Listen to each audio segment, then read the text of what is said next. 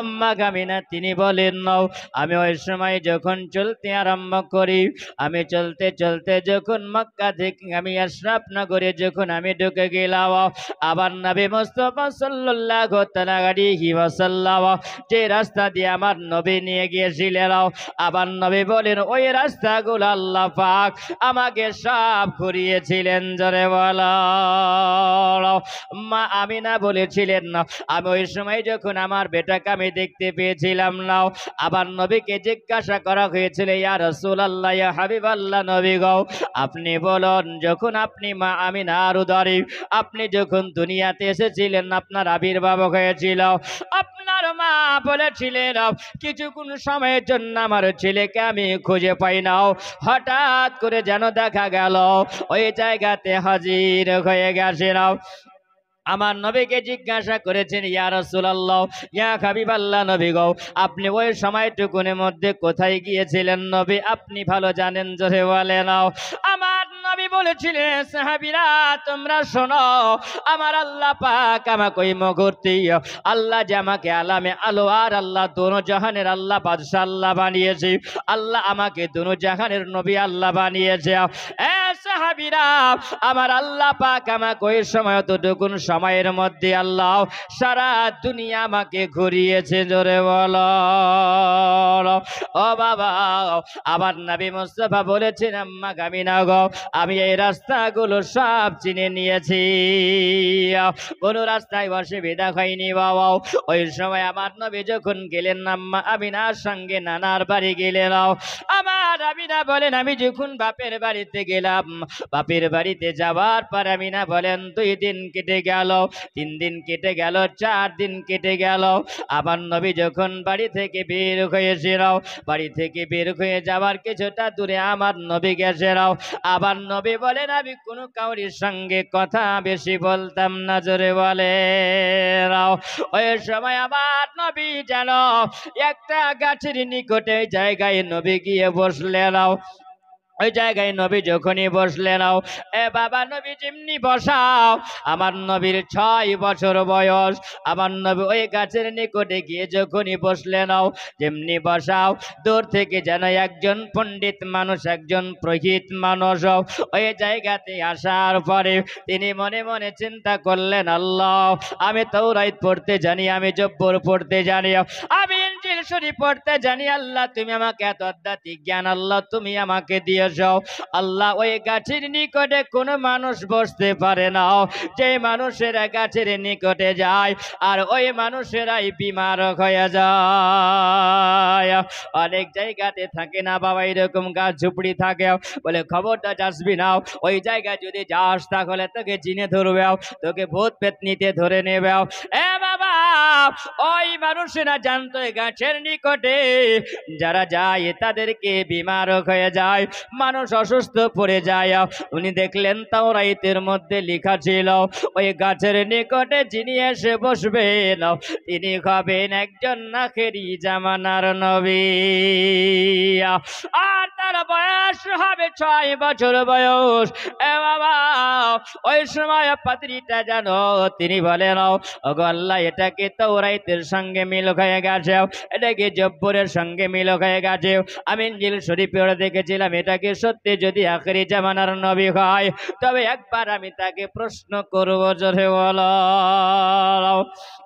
ওই পুরোহিত মানুষটা জানো একটু গুটি গুটি পায়ে যাওয়ার পরে বলছেন বাবা তোমার নামটা কি তুমি বলো। তিনি বলছেন বাবা রে আমার নাম জিজ্ঞাসা করবে কিন্তু আমি তোমার খানদানের সব নাম বলে দিব। জোরে বলো। তিনি বুঝেছিলেন, তিনি বলেছেন আল্লাহ আমি যখন তাকে প্রশ্ন করব তখন তিনি আমার খানদানের সব নাম বলে দিতে পারবে। তিনি বলেন একটা প্রশ্নের উত্তর পাওয়া গেল, আমি জিজ্ঞাসা করলাম বাবা তোমার আব্বার নাম কি বলো, তিনি বলছেন আমার আব্বার নাম হলো আব্দুল্লাহ। জোরে বলো। এ বাবা জিজ্ঞাসা করা গেল বাবা তুমি একা এসেছো না তোমার মায়ের সঙ্গে এসে যাও, তিনি বলছেন বাবা বাবা আমার মায়ের সঙ্গে আমি এসেছি। ও বাবা তোমার আব্বা কি দুনিয়াতে বেঁচে আছে? তিনি বলেন না, আমার আব্বা দুনিয়াতে নয়, আমার আব্বা দুনিয়া থেকে বিদায় নিয়েছে। প্রহিত যখন ওই প্রহিত বাবা ওই সাধু বাবা ওই সময় আমার নবীর সঙ্গে কথা বলে এত মজা তিনি পেয়েছেন, তিনি বলেছিলেন মুহাম্মদ একটা আমি প্রশ্ন করব, প্রশ্নের উত্তর দিতে হবে।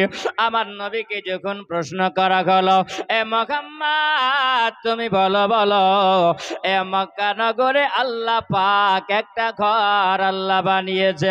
তিনি বলেছেন প্রকৃত বাবা রে, তুমি যে ঘরের কথা বলো সেটা হলো আল্লাহর কাবা। জোরে বলো। এ বাবা যে প্রশ্নটা করে সেই প্রশ্নের উত্তর পেয়ে যায়। তিনি তাওরাতের মধ্যে লিখেছে নাও, তাওরাতের মধ্যে লিপিবদ্ধ করা আছে নাও, যিনি আখেরি জামানার নবী যদি হয় ওই গাছের তলাতে তিনি বসবেন আর তিনার পিঠে একটা নবুয়তি মোহর থাকবে। জোরে বলো। মোহরে নবুয়ত থাকবে পিঠের উপরে, আরে মোহরটা হবে একটা ডিম্বাকারের মতো নাও, আরে মোহরে যেন কি লেখা থাকবে। জোরে বলে। উনি যদি সত্যি নবী হয়ে যান তাহলে মুখরটা দেখতে পাওয়া যাবে। ওই সময় যেন তিনি বলেন, নবীটা মুহাম্মদ তোমার একবার পিঠের এই কাপড়টা উঠাইয়া দেখাও, বেটাও একবার তুমি আমাকে উঠাইয়া দেখাও। আবার নবী কেমনি বললেন, সঙ্গে সঙ্গে যেমনি দেখাও ওই প্রকৃত বাবা যেন দেখতে পেল আমার নবীর পিঠের উপরে মুখরে নবুয়াত আছে। এ মুসলমান যারা বলে আমার নবী দুনিয়াতে আসার পরে 40 বছরের নবী হয়েছে, এর মতন বাটপার আর কেউ নয়। কেন গাদির শরীফের বর্ণনা গায়া আমার আল্লাহ পাক আমার নবীকে আলামে আর রুহু জগতে আল্লাহ আমার নবীকে নবী করে রেখেছিলেন, নবী বানিয়ে রেখেছিলেন। এ বাবা ওই মানুষটা যেমনি দেখাও সঙ্গে সঙ্গে যেন তিনি বললেন, মুহাম্মদ আর তুমি আগে যেও না, কারণ তোমার সঙ্গের সাথে কেউ আছে বলো। আমার আম্মা আমিনা যেন বলছেন, উম্মে গায়মান রে আমার বেটা মুহাম্মদ অনেকক্ষণ হলো বের হয়েছে বাড়ি থেকে, একবার দেখো কোন দিকে গেছে। এ বাবা উম্মে আয়মান যখন বের হয়েছে দেখছে যেন একজন মুখে দাড়িওয়ালাও মাথায় পাগড়ি পরানো আছে, পরনে জুব্বা আছে, ওই মানুষটা যেন আমার নবীর সঙ্গে কথা বলছে। এ বাবা যেমনি কথা বলতে দেখাও উম্মে আয়মান কাছে এসে বলে মুহাম্মদ চলো বাড়ি যেতে হবে। ওই প্রকৃত বাবা বলছেন, উম্মে আয়মান দাঁড়িয়ে যাও। উম্মে আয়মান বলছেন, বাবা আপনাকে তো আমি চিনতে পারলাম না, আপনি কে গো? আমার নামটা আপনি কেমন করে জানলেন? ওই প্রকৃত বাবা বলছেন, উম্মে আয়মান আমি তোমার নাম জানলাম কেমন করে? আমি তাওরাতের মধ্যে তোমার নাম দেখেছি। উম্মে আয়মান এই জায়গাতে তুমি এসেছো এটাও আমি জেনে নিয়েছি, এটাও বুঝে নিয়েছো উম্মে আয়মান রে। উম্মে আয়মান তুমি মুহাম্মাদের সঙ্গে এসেছো, আমি উম্মে আয়মান তোমাকে বলে দিলাম, শোনো উম্মে আয়মান ছেলেটাকে নিয়ে তায়েফ নগরে বেশি দিন থাকিও না, তাড়াতাড়ি করে চলে যেও মক্কা। কারণ কোন মানুষেরা যদি জানতে পারে এই ছেলেটার দুশমন অনেক হয়ে যাবে, এই ছেলেটাকে মার্ডার করার জন্য মানুষের ষড়যন্ত্র করবে। উম্মে আয়মান এ মুহাম্মদ এমন কোন ছেলে নয়, আল্লাহ পাক তাকে নবুয়তে মুখর আল্লাহ দান করেছেন। উম্মে আয়মান এই ছেলেটা আগামীতে নবী হবে, এনে আগামীতে কালেমা প্রচার করবে। উম্মে আয়মান তবে শোনো, আল্লাহ যদি আমাকে হায়াতে বাঁচিয়ে রাখে আমি এই নবীর কলমা পড়ে মুসলমান হয়ে যাব। ও বাবা উম্মে আয়মান সঙ্গে করে নিও, আমার নবীকে যেন নিয়ে চলে আসলে নাও। আম্মা আমিনাকে বললেন, আম্মা আমিনাকে জিজ্ঞাসা করা হলো, আমিনা আমরা এই জায়গায় আর বেশি দিন থাকবো নাও বাবা কয় মাস ছিল, কেউ বলেছেন 2 মাস, কেউ বলেছিলেন 3 মাস ধরে ছিল। এ বাবা এখান থেকে আম্মা আমিনা বলো চলে চলো, ওগো আম্মা ইমান চলো সামানপত্র নিয়ে নাও, আর আমরা বেশি দিন থাকবো নাও, কারণ ওইদিকে অপেক্ষা করেন, কে অপেক্ষা করে নাও? আব্দুল মুতাল্লিব নবীর দাদা। আমিনা বলেন আমারও যেন মন ভালো করে নাও, আমার শরীরটা যেন অসুস্থ হয়ে আসে, আর শরীরটা অসুস্থ যেই দিনে আব্দুল্লাহ দুনিয়া থেকে বিদায় নিয়েছিল, সেই দিন থেকে আমিনার শরীর থেকে যেন জ্বর পালাই না, জ্বর ভালো খাইনি। আম্মা আমিনা বলে নাও আমি উম্মে আইমানকে সঙ্গে করে নিয়ে যখন চলে যাই, চলে যাওয়ার পরে একটা চমকনি রাস্তা পাওয়া গেল। ওই রাস্তা পাওয়ার পরে আম্মা আমিনাও তিনি যেন দাঁড়িয়ে গেলেন, উম্মে আইমানকে বলেন উম্মে আইমান রেও, ওগো উম্মে আইমান একটু দাঁড়াইয়া যাও। উম্মে আইমান বলে আমিনা তুমি কেন এই জায়গায় দাঁড়াতে বললে? আমিনাও আমিনা বলছেন উম্মে আইমান আর জানি না বাপের বাড়ি নসিবে জুড়বে কিনা, ওগো উম্মে আইমান আমার বেটাকে সঙ্গে করে নিয়ে এসেছে উম্মে আইমান, এই রাস্তা দেখতে পাওয়া যায় উম্মে আইমান রে, আমার বেটাকে সঙ্গে করে নিয়ে যাও একবার, আমি যে ওই জায়গা দিয়ে যাব যেই জায়গাতে চিরজীবনের মতন আমার স্বামী আরাম করে, আব্দুল্লাহ আমার স্বামীর শুয়ে আসে, আমার বেটাকে নিয়ে যাব আর আমার বেটাকে দেখায়া দিব, আমার বেটার আব্বা জানের কবরটাকে জিয়ারত করে যাবে। উম্মে আইমান বলছেন আমিনা তাহলে চলো, আমার উম্মে আইমান সঙ্গে করে নিয়াও। আমার নবীকে সঙ্গে করে নিয়ে যখন চলতে আরম্ভ করেছিল, উম্মে আইমানকে আমার আমিনা বলছিল উম্মে আইমান আমার বেটা মুহাম্মদকে ডাক দাও, আমার নবীকে আমার আমিনা ডাকলে দাও, ডাকার পরে বলছেন বলে বেটা মুহাম্মদ ওই দেখতে পাওয়া যায় তোমার আব্বার কবর, দেখতে পাওয়া যায় ওটা হলো তোমার আব্বার কবর, যেই দিনে তোমাকে আমি সিনাতে জড়িয়ে ধরে, যেই দিনে আমি তোমাকে বলেছিলাম তোমার আব্বা দুনিয়াতে নাই, তোমার আব্বা দুনিয়া থেকে বিদায় নিয়াও, চিরজীবনের মতন শুয়ে যাও। ও বেটা মুহাম্মদ ওই দেখতে পাওয়া যায় বেটা, যাও তোমার আব্বার কবরটা একবার জিয়ারত করে আসো।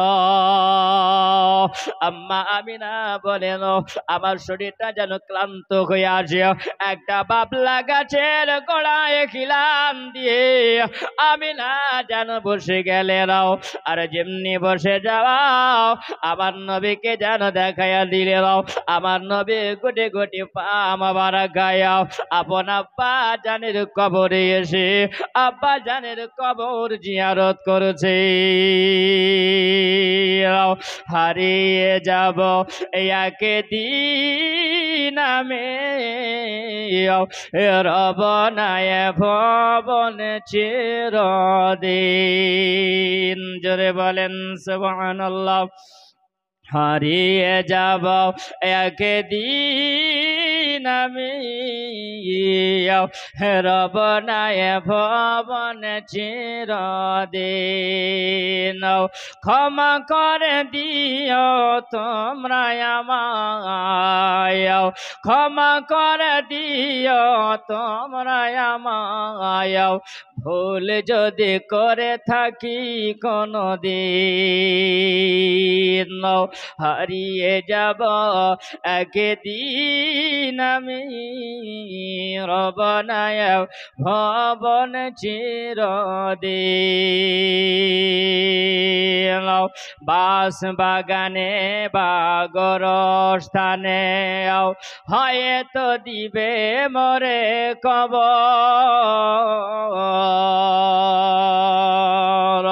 বাস বাগানে বাগর স্থানে হয়তো দিবে মরে কবর,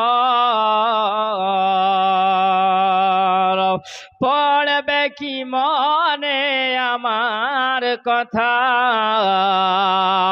পড়বে কি মনে আমার কথা,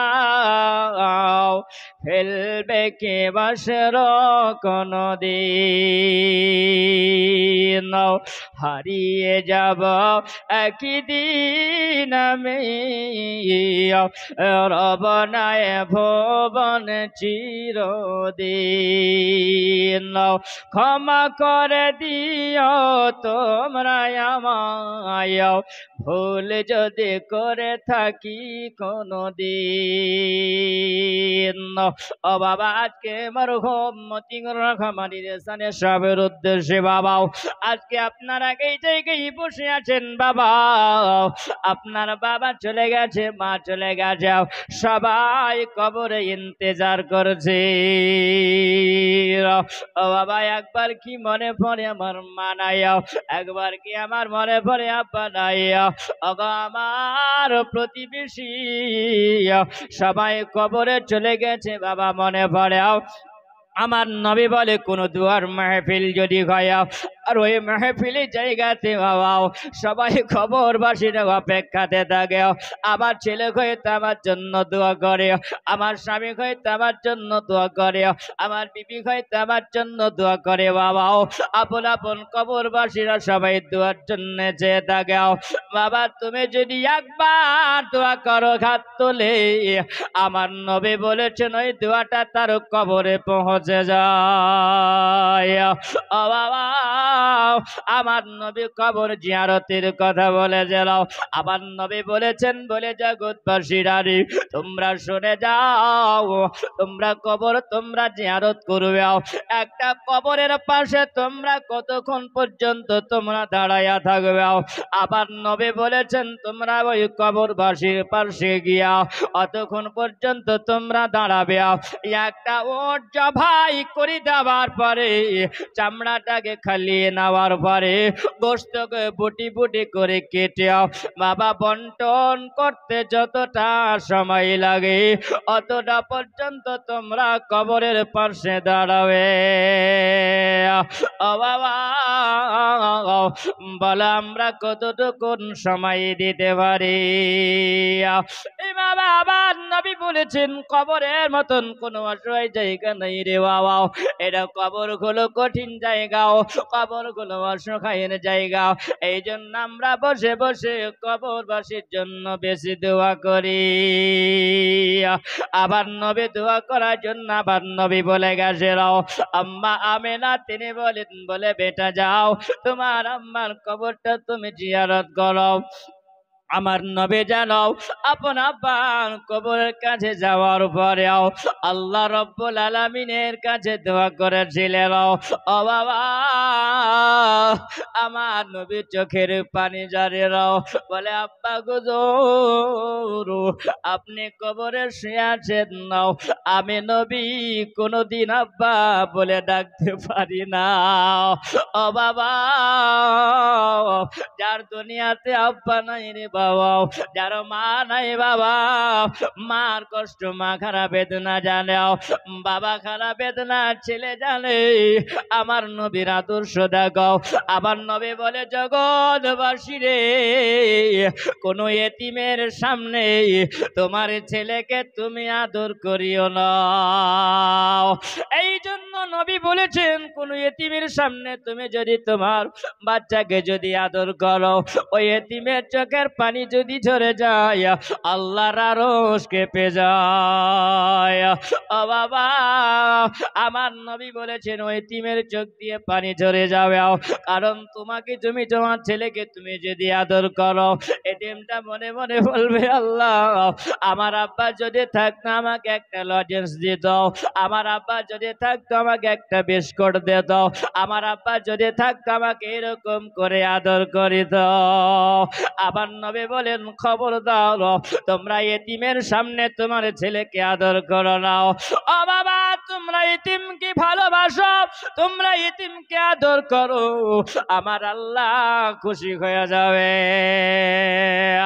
আবার নবী বললেন খবরদার তোমরা কোন সময় বিধবা নারীর সামনে স্বামীহারা নারীর সামনে তোমরা আপন বিবিকে তোমরা আদর করিও না এই জন্য আবার নবী বললেন ওই স্বামীহারা মেয়েটাও ওই স্বামীহারা নারীটাও স্বামীর যন্ত্রণা কি জিনিস জানে আবার তুমি যদি তোমার বিবিকে তুমি মেয়েটার সামনে বিধবা নারীর সামনে গিয়ে তুমি যদি আদর করো, আল্লাহর কাছে দরখাস্ত করবে, আল্লাহ আমার স্বামী যদি বেঁচে থাকতো তাহলে আমাকে একটু আদর করিত। আমার নবী বললেন খবরদার তোমরা কি এরকম করিও না। আবার নবীর আদর্শ হলো ও জগৎবাসীরা তোমরা কোন সময় এতিমের হক মারিও না, কারণ এতিমের হক যদি মারো এতিম যটা শ্বাস নেবে বাবা তুমি পাপে ধ্বংস হয়ে যাবে। আল্লাহ নবী আমার বললেন আমি ওই সময়তে যেন দাঁড়িয়ে দাঁড়িয়েও আবার আব্বার কবরটাকে আমি জিয়ারত করলাম। আমি জিয়ারত শেষ করে আমি যখন কদম উঠালাম আমার চোখের পানি ঝরঝিয়াও আবার নবীর চোখ দিয়ে ঝরে যাই চলে আসে। আমার আল্লাহ পাক রব্বুল আলামিন বলেন ওগো মালাকুল মউত ওগো ইসরাইল ফেরেশতা দেরি করো না, তুমি তাড়াতাড়ি করে চলে যাও। দেখো ওই যে আমিনা বাবলা গাছের গোড়ায় বসে ওই আমিনা রোগটা কবজ করে নিয়ে এসো। মালাকুল মউত ফেরেশতার কাছে যেমনি খবর যাওয়াও ও বাবা গো আমার নবীর চোখ দিয়ে পানি ঝরে যায়, আবার নবীর চোখের পানিতে পশু পাখিরা সবাই কান্না করে। ওই জান্নাতীর ঘুরিরা জান্নাতীর ফারিস্তারা আসমানের ফারিস্তারা চোখের পানি ঝরায় আমার নবী কেঁদে যায়, চোখের পানি সবাই যেন ঝরাচ্ছিল। ওই সময় আসমানে এলান হয়ে গেল, জানিয়ে দেওয়া হলো, ডঙ্কা বাজিয়ে দেওয়া হলো ওগো মালাকুল মউত তুমি চলে যাও, উম্মে আয়মান সঙ্গে আসিল। ওই যে আমিনার কাছে চলে যাও আর আমিনার রূহখানা বের করে নিয়ে যাও। বাবা মালাকুল মউত ফেরেশতা সার উপরে গেল, ওই জায়গাতে আম্মা আমিনা খেলাম দিয়ে তিনি আসিল। ওই সময় মালাকুল মউত ফেরেশতা আসার পরে আম্মা আমিনা প্রাণ পাখিটা নিয়ে গেল। ইন্না লিল্লাহি ওয়া ইন্না ইলাইহি রাজিউন। একদিন মাটির ভিতরে হবে ঘর রে মন আমার, কেন বাঁধো দালান ঘর। একদিন মাটির ভিতরে হবে ঘর রে মন আমার, কেন বাঁধো দালান ঘর।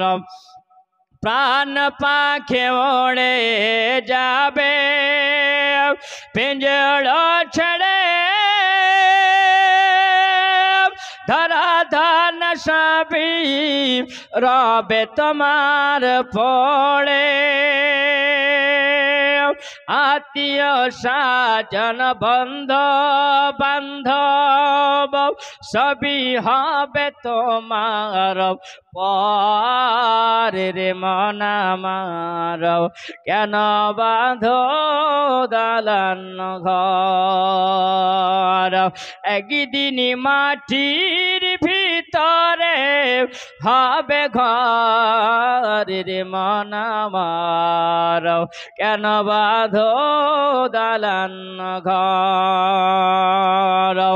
দেখো তোমার চর্ম চল, দেখো তোমার চর্ম চল গলে পচে যাবে, মাথায় আর মেরা দণ্ড ছিন্ন ভিন্ন হবে, পড়ে রবে মাটির পার রে মন আমার, কেন বাঁধো দালান ঘর। একদিন মাটির মাটির ভিতরে হবে ঘর রে মন আমার, কেন বাঁধো দালান ঘর। আল্লাহুম্মা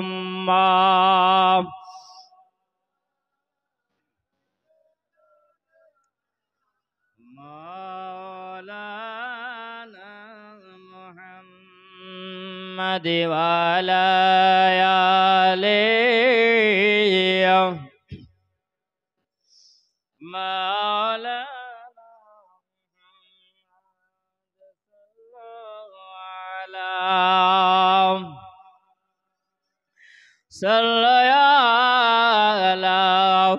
मुहम्मद हरदम जवाब सन कलाम पाक नामे मुहम्मद हरदम जवाब सन कलाम शफियाना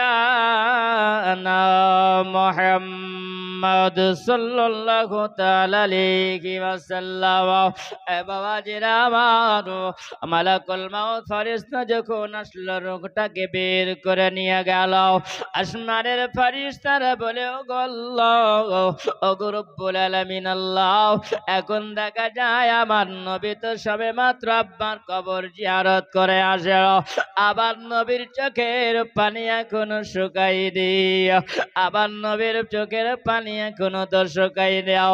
এখন আসার পরে আম্মা আমিনাকে যদি ডাক দেয়, আম্মা আমিনা যদি সাড়া না দেয়, আবার নবীর যেন কলেজাটা ঝাড়ে ঝাড় হয়ে যাবে।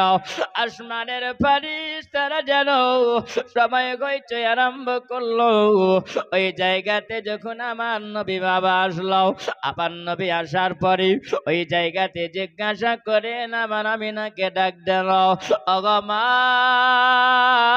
জননী, ওগো মা আমিনা, চলো গো মা যাব আমরা মক্কা, আমার আব্বার কবরটাকে জিয়ারত হয়ে গেছে গো মাও। তেমনি ডাকা আম্মা আমিনা তিনি নবীর ডাকে সাড়া দেয় না, আমার নবী ডাকে সাড়া দেয় না।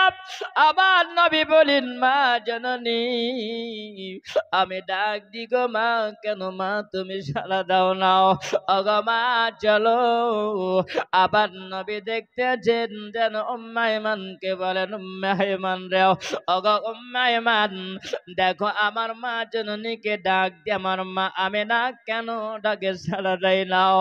উম্মে আইমান বলছেন আমিনাও চলো, আমিনাও তুমি কি ঘুমিয়ে গেছো গো? আমিনাও ও আমিনা, তোমার শরীরটা তো ক্লান্ত হয়ে আছে, আমিনাও তোমার শরীরটা তো জ্বর জ্বর বাবা সে, আমিনাও তুমি কি জায়গায় খিলান দিয়ে ঘুমিয়ে পড়েছো? আমিনাও ও বাবা, আমিনা এমন ঘুমিয়েছে আর আমিনা জাগবে না। এ বাবা উম্মে আইমান তিনি বলেন, আমিনা তুমি কেন ডাকে সাড়া দাও না? উম্মে আইমান গেল, এই হাতটাকে নিয়ে নাকের গোড়ায় নিয়ে গেল, তেমনি নাকের গোড়ায় নিয়ে যাও আর যেন নিঃশ্বাস চলে যাও। আমিনা নিঃশ্বাস বন্ধ হয়ে গেছে। আমিনা বলেন, উম্মে আইমান বলে আমি ওই সময় হাতটাকে যেন বুকের ভিতরে একটু রাখলাম, আর যেন বুকের ভিতরে কোন আওয়াজ পাওয়া যায় না, আমিনার কোন সাড়া নাই। ওই সময় যেন আমার উম্মে আইমান আমার নবীর দিকে তাকিয়ে মেহমান যেন মুখে কাপড় দিয়ে বাবাও ডুকরে ডুকরে কাঁদতে আরম্ভ করেছিল। মেহমান বলে, আল্লাহ আমার নবী সবে মাত্র আপন আব্বা জানের কবরটাকে জিয়ারত করে এসেছে, এখনো চোখের পানি জোরে যায়, চোখের পানি এখনো শুকাই না। ওগো আল্লাহ আমি কেমন করে বলবো বলে বেটা মুহাম্মদ, তোমার আব্বা তোমার মা জননী নাই, দুনিয়া থেকে তিনি বিদায় নিয়েছে।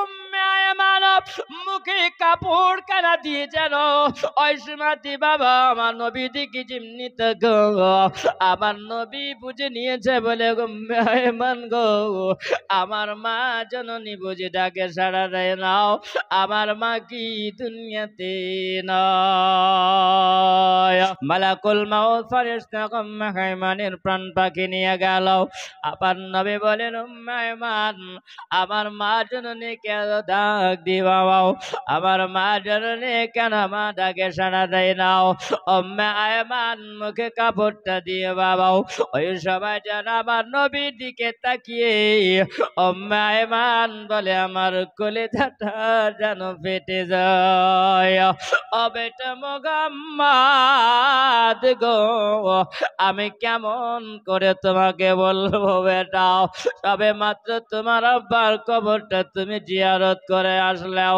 তোমার চোখের পানি এখনো শুকায়নি বেটা আমি যদি তোমার মায়ের খবরটা দিয়ে দিও ও বেটা আমার বলতে বড় কষ্ট গাইয়া আমার নবী যেন মেহমানের দিকে তাকিয়াও আমার নবী বুঝে নিয়েছে মেহমান রেও আমার মা জননীকে আমি ডাক দি মেহমান কিন্তু আমার মা জননী ডাক সাড়া দেয় নাও আমি বুঝে নিয়েছি নবী আমার মা দুনিয়াতে নয় ইন্না লিল্লাহি ওয়া ইন্না ইলাইহি রাজিউন আমার মা দুনিয়া ছেড়ে বিদায় নিয়ে নাও আবার নবী বলেন মা জননী ওগো মা তুমি আমাকে ছেড়ে চলে গেলে গো মা ওগো মা জননী আমি তোমার পেটে যখন ছিলাম গো মা আমার আব্বাকে গানিয়েছিলাম 6 মাস বয়সে ওগো মা জননী আজকে আমি আপনাকে ঘরাইয়া দিলাম মা গো আমার বয়স হলো 6 বছর বয়সে ওগো মা তুমি আলাদা করে দিলে মুহাম্মদকে মাগাও আমার উম্মে আয়মান আমার নবীর মুখের কথা শুনে জানো উম্মে আয়মান নবর নবীকে যেন বুকে ডাকিয়ে বলে ও মুহাম্মদ তোমার মায়ের জন্য তুমি কেঁদো না ওগো মুহাম্মদ তোমার মা বলে যদি ডাকার মন চায় তুমি আমাকে উম্মে আয়মানকে মা বলে ডাকবে ও বাবা মা যদি একবার ছেলেকে ডাকে মা জননীর প্রাণটা জড়াইয়া যায় মাকে যদি ছেলে একবার মা বলে ডাকে মার কলেজাটা জড়াইয়া যায় বলো অপরে যদি মা বলে ডাকে মার স্বাদ কি পাওয়া যাবে আবার নবী বলেন মায়ের মতন মজা দিতে পারবে না তবে মায়ে মানলাও তুমি তো সান্ত্বনা দিয়েছ